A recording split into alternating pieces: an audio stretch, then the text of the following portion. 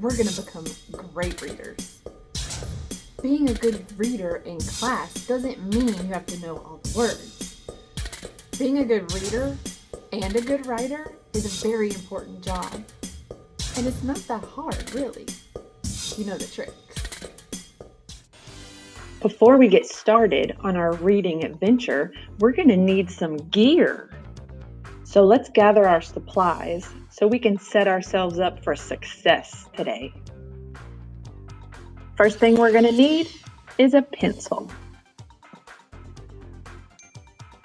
You're also going to need some paper. A good reader always takes notes on the skills they learn and the stories they read. It can be any type of paper. It can be paper in a notebook, paper with lines, paper with outlines, scrap paper, or small sticky paper.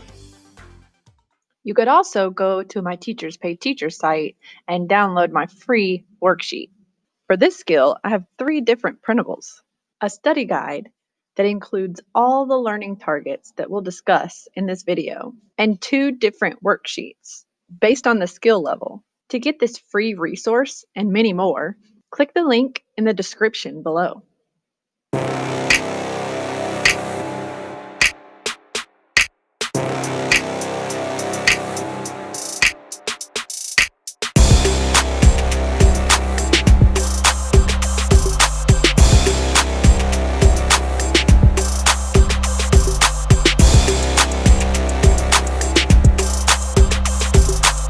Now, let's talk about how a good story is built. All stories have different parts. It's super important to have a beginning, a middle, and an end. All these parts are important because they help the reader understand the sequence of the story. Sequence is important. You go through lots of sequences. Let's think about when you brush your teeth. There's always something you do first. I pick up my toothbrush first. Next, I find my toothpaste. I put it on my toothbrush. I put my toothpaste back. I don't forget to put the cap on. These are important steps. Then I brush my teeth. That's an example of a good sequence. You want to have a beginning, a middle, and an end. All these different parts work together to make a great experience for the reader. But right now, I'm thinking about a great idea to write my own story. And then you guys can help me, and we can go through all the different parts together to make sure we have everything to make an amazing story. I know what to do. I have a friend named Scarlett. She just finished the 1st grade. She knows all about how to be a great writer. Let's video call her. Yes!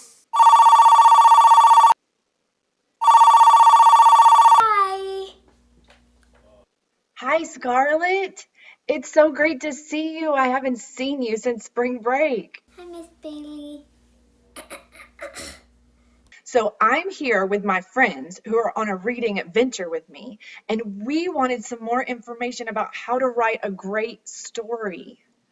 I want to write a story, and I want to make my own characters, and I want to make my own setting, and I want to make a problem and a solution, but I really want you to help me understand how to organize my story to make it fabulous. Can you help us out? You can use a graphic organizer.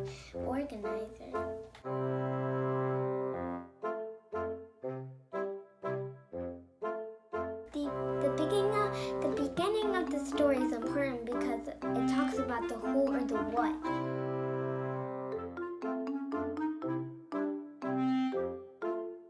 The middle part of the story is important because it talks about the action.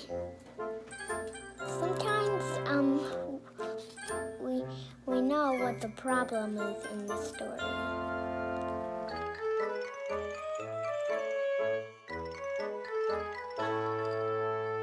The end of the story is important because sometimes the character learns a lesson and that's the solution to the problem.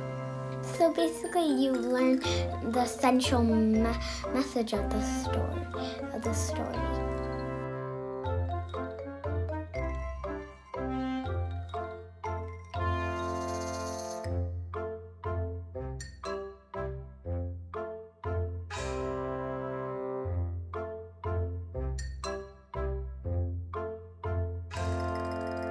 character can be humans or objects or animals that can talk.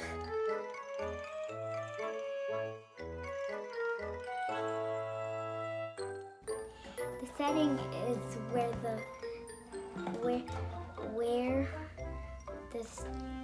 story happens.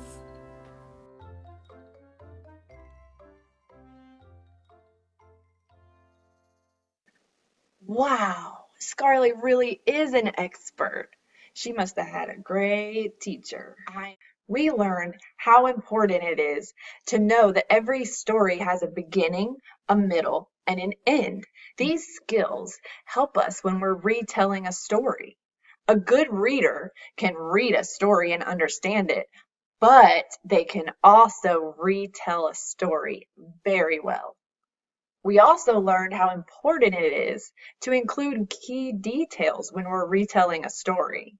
When we pay attention to key details, it helps us when we're asking and answering questions about a story. I figured out who the main character was going to be. It's going to be about a dog named Rosie. So I'm going to pull out my graphic organizer and we're going to organize some thoughts. I remember Scarlett told us the beginning is about who and what. So it's a great place to introduce your characters. Check it out. The beginning of the story is who and what. My main character is Rosie, and she's a dog. We also learned about the setting. It starts at Rosie's house. We've learned that in the middle of the story, we find out what happens to the characters. In this story, Rosie loses her favorite toy. She is sad, but then she makes a plan. She retraces all her steps in search for her lost toy. In the end of a story, sometimes characters learn a lesson or solve a problem. In this story, Rosie solved her problem. She found her lost toy. A good writer knows the right words to use to express how their characters feel. So I added, she's happy. Now it's your turn. So grab that pencil and paper or grab the graphic organizer that you downloaded and follow along with me. You can fill in the key details as we read. Now, for what I have been waiting for, I can't wait to show you my story. So let's check it out.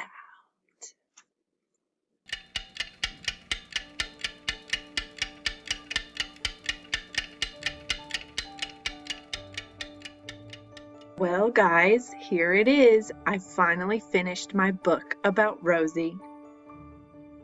I added pictures and I put words to match my pictures. This will be our first read of this book. Remember, good readers always read a story more than once. The first time you read a book, we just want to get a good feel of the book. Figure out what it's about, who the characters are, what the setting is. That's what we're going to do today. We're going to do our first read. As I read, I want you to follow along with me. The title of this book is Rosie's Lost Toy by Elizabeth Bailey. That's me.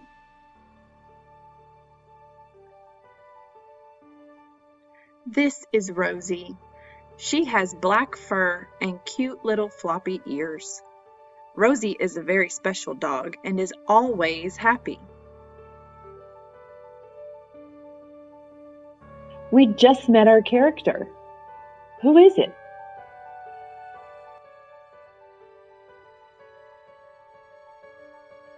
That's right. The character is Rosie.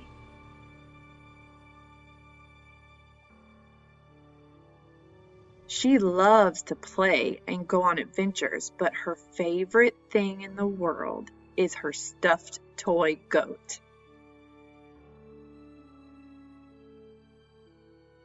Rosie loved her toy goat so much, she would sleep with it every night. One night, as Rosie prepared for bedtime, something horrible happened. Rosie's favorite toy goat was gone. She was so sad and worried. She tried to look for it, but it was no use. Rosie went to bed that night without her favorite goat. Can you tell me what the problem in this story is?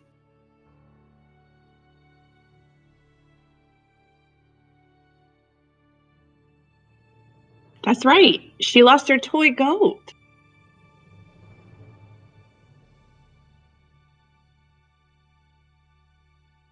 The next day, Rosie woke up determined to find her goat. She had a plan. Rosie planned on retracing her steps in search for her toy goat.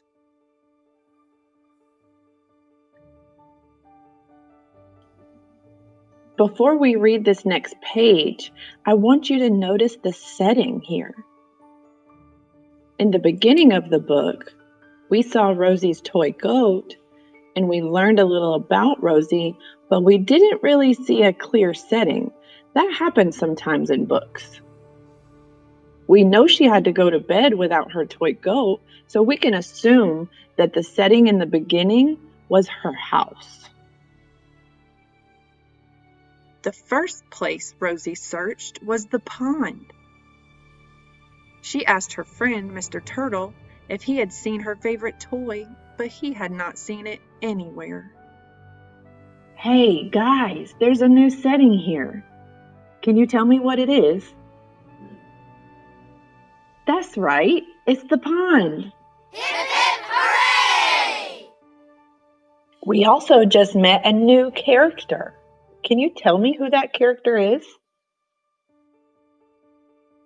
You got it. It's Mr. Turtle. Yes! Next, she was on her way to the park. On the car ride there, she was hopeful that she might find her favorite toy. Rosie really loves to ride in the car. Okay, friends, we have another setting. Can you tell me what it is? Right again. The new setting is in the car. At the park, Rosie searched and searched, but her stuffed goat was nowhere to be found. Wow, another setting. You tell me what it is. If you said the park, give yourself a high five.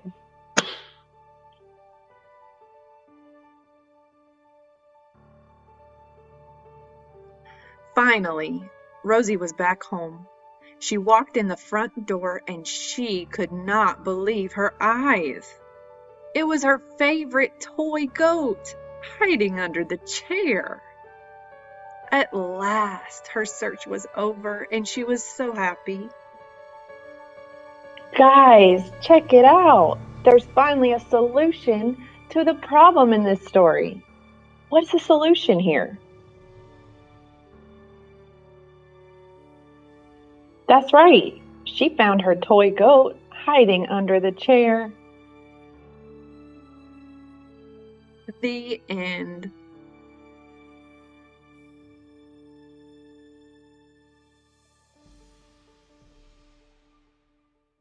I hope you liked that story as much as I enjoyed writing it. We'll read it again on some of our next episodes. Thanks for watching. Until next time, keep reading and don't forget to subscribe.